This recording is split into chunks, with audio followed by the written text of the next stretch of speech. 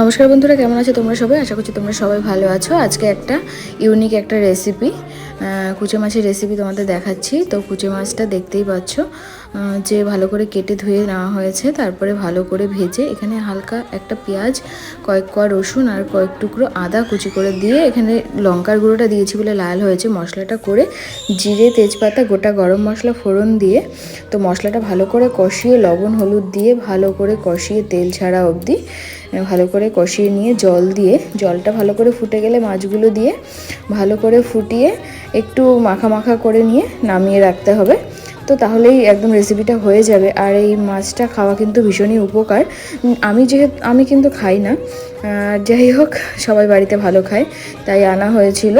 এটা জ্যান্ত মাছ, খেলে নাকি রক্ত হয়, খুবই ভালো সবাই বলে। যাই হোক, রেসিপিটা কেমন লাগলো অবশ্যই তোমরা কমেন্ট করে জানিও। আর আমি বড় ব্লগ দিচ্ছি, পারলে তোমরা দেখো, ভালো লাগবে।